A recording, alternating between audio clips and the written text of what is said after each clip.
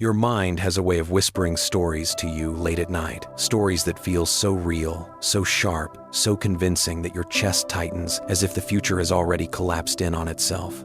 Overthinking is not just a habit. It is a quiet storm that reshapes your sense of safety. And yet, if we could peel back the layers of your brain with gentle fingers, you would see something almost tender hiding beneath the chaos. Your brain isn't trying to hurt you. It is trying to protect you, even if its protection feels like a prison.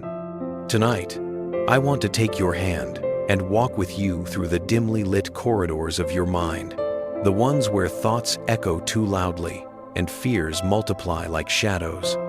I want to show you what is actually happening beneath the surface, how your neural circuits, shaped by years of memory and survival, begin to repeat old stories long after the danger has passed. Imagine, for a moment, a small, ancient creature living inside your skull. It is called the amygdala, and it has only one job: to keep you alive. It does not understand nuance, or timing, or modern life. It cannot distinguish between a forgotten message from someone you care about and an approaching predator in the dark. To your amygdala, silence can feel like abandonment, uncertainty can feel like a threat, and possibility can feel like danger. So it fires alarms. And those alarms, when repeated enough times, become what we call overthinking. But here is the quiet truth. Overthinking is not actually your mind being dramatic. It is your nervous system replaying old survival patterns in an attempt to protect you from emotional harm. Your brain lies to you not because it is deceitful, but because it is scared. There is something strangely beautiful about that, isn't there? The idea that your suffering is simply your biology trying too hard to keep you whole. But the problem is, when the brain becomes too protective, it begins creating stories that are more frightening than reality itself. You replay conversations not because you are obsessed, but because your hippocampus, your memory center, is trying to predict outcomes based on ancient data. You imagine worst-case scenarios not because you are negative, but because your prefrontal cortex is attempting to prepare you for every possibility, even the impossible ones. And so you sit there, heart tight, mind loud, feeling as if the world is closing in. I want you to imagine another scene, one from your childhood. A time when you felt afraid or alone, when you didn't yet have the words to explain what was happening inside you. Your brain remembers that moment, not consciously, perhaps, but the emotional imprint remains like a fingerprint on glass. And every time life brings you something that resembles that old feeling, disappointment, uncertainty, disconnection, your nervous system pulls the alarm again. Overthinking is not your flaw. It is your history speaking. It is your younger self tugging at your sleeve saying, "Protect me. Don't let that happen again." And so your adult mind begins running simulations. What if? What if? What if? As if imagining pain could somehow prevent it. But the brain doesn't realize that preparing for pain often becomes a source of pain itself. You start living in a world that hasn't happened, reacting to dangers that don't exist, suffering from outcomes that may never unfold. Overthinking is a kind of time travel, only it drags you endlessly into the future while anchoring you in the past. I want to tell you a story. There was a woman who used to sit on the edge of her bed every night, replaying the day in her mind like a film she wished she could edit. She would hear echoes of her own voice and think, "Why did I say that?" She would picture what others might be thinking and imagine disappointment in their eyes. Her thoughts would spiral outward, looping into scenarios that grew darker and more elaborate with each breath.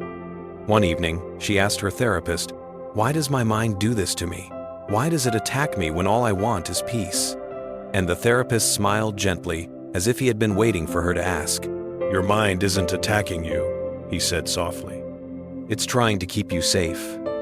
It's remembering times when you felt unprepared or hurt. It's trying to anticipate everything, so you never feel blindsided again." She paused.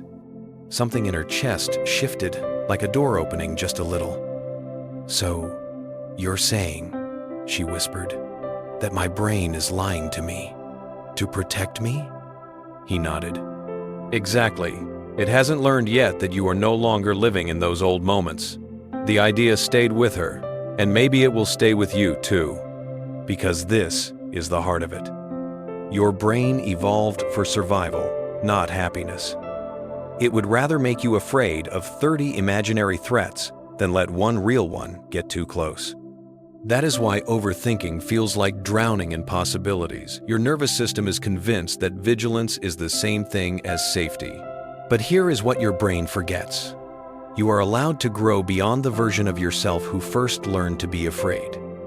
Modern neuroscience tells us something miraculous. The brain is constantly rewiring itself. Every thought you interrupt, every breath you slow down, every moment you choose presence over panic, these actions reshape neural pathways. You are not stuck with the mind you inherited from your past. You are sculpting a new one with every gentle decision you make. Overthinking may feel automatic, but you can teach your brain a new kind of truth, and it begins not with force, but with compassion. When your mind spirals, instead of saying, "Stop it," you can say, "I see you. I know why you're afraid, but we're safe right now." The nervous system softens when it feels understood. The amygdala calms when it feels held. And little by little, your brain starts learning that not every silence is danger. Not every uncertainty is a threat. Not every possibility is a prophecy. You learn to return to your body, to the breath that anchors you, to the warmth in your chest, to the solid ground beneath your feet. You begin to realize that the present moment is rarely as frightening as the stories your mind creates. Over time, something miraculous happens. The storms quiet, the thoughts loosen. The fear loses its shape, and you begin to feel, perhaps for the first time in years, that your mind is no longer a battlefield, but a landscape you can finally walk through without trembling. This is the truth about overthinking. It is not your failure. It is your nervous system asking for reassurance. And the moment you begin giving yourself that reassurance, you become the one rewriting the story, gently, steadily, compassionately, until your brain begins to believe you. Until it learns that safety is not something you imagine through fear, but something you create through presence. And that is where our journey will turn next, into the quiet space where your thoughts soften and your breath slows, into the part of you that has been waiting for years to hear a new kind of truth about who you are and who you are allowed to become when you finally stop running from the echoes of your own mind and begin instead to listen to the quieter voice beneath the noise, the one your mind learned to mute long ago. It's the voice that doesn't rush, doesn't catastrophize, doesn't drag you into 100 imagined futures. It speaks slowly, like someone lighting a candle in a dark room.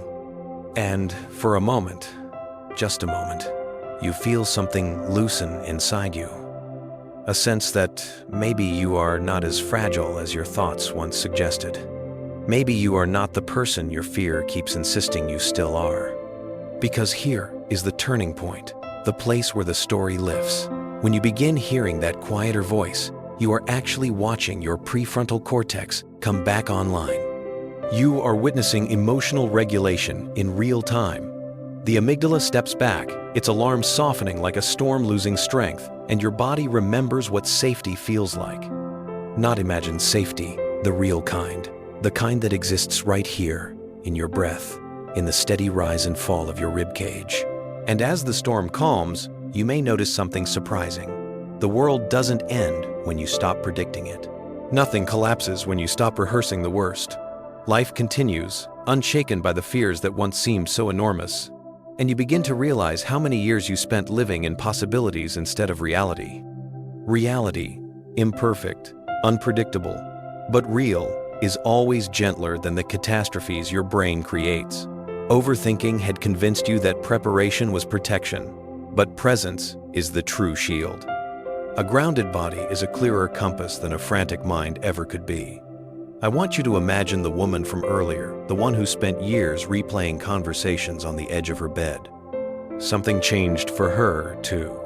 She began catching her thoughts mid-spiral, placing her hand gently over her heart, whispering, "We're safe." At first, it felt forced, even silly. But over time, her brain began to believe her. The neural pathways reinforced by years of fear started to thin, while new pathways, ones shaped by compassion, began to strengthen. This is the phenomenon neuroscientists call experience-dependent plasticity, the brain's ability to reshape itself based on repeated emotional experiences. She was not battling her brain, she was retraining it. And you can retrain yours too, not through discipline, but through softness, not through suppression, but through acknowledgement. Every time you pause and breathe, every time you interrupt a spiral with curiosity instead of judgment, you are laying down new wiring. You are teaching your mind that uncertainty is survivable, that not every silence means danger, that you no longer need to live like the child who first learned to fear unpredictability. You can almost feel the shift, the way your shoulders drop, the way your jaw unclenches, the way your thoughts lose their sharp edges. It's subtle but unmistakable. Your brain is learning safety. And when the brain learns safety, the heart follows. You begin to trust yourself in ways you never have before.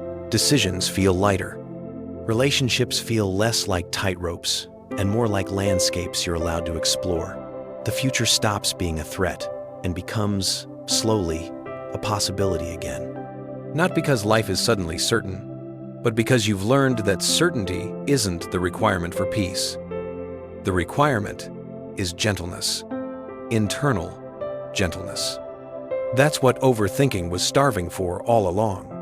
When you soothe your nervous system, you stop living in imaginary tragedies and start living in your actual life. You begin noticing small things, the warmth of your cup, the quiet between words, the soft weight of your own existence. These little anchors are not insignificant. They are signals to your brain. You're here. You're safe.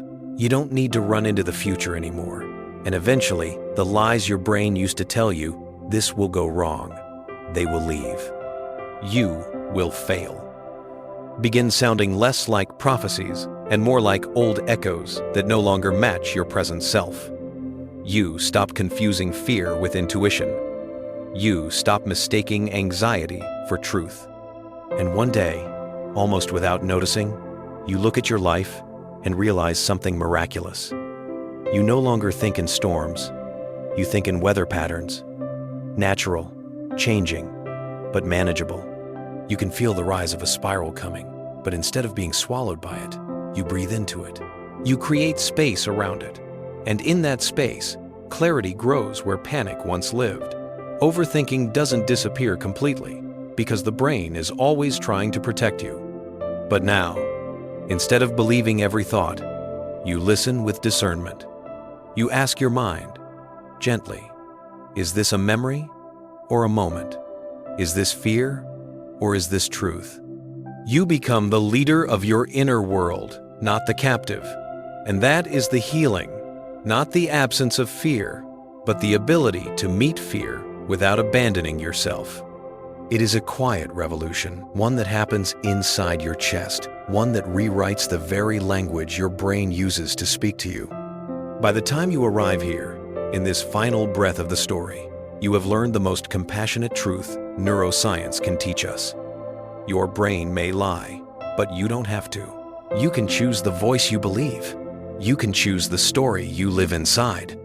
And perhaps, for the first time, you feel something like peace, growing, not suddenly, not dramatically, but steadily, like light creeping across a room at sunrise. A softness that reminds you, you are safe, you are growing, and you are allowed to trust the quiet truth of your own becoming.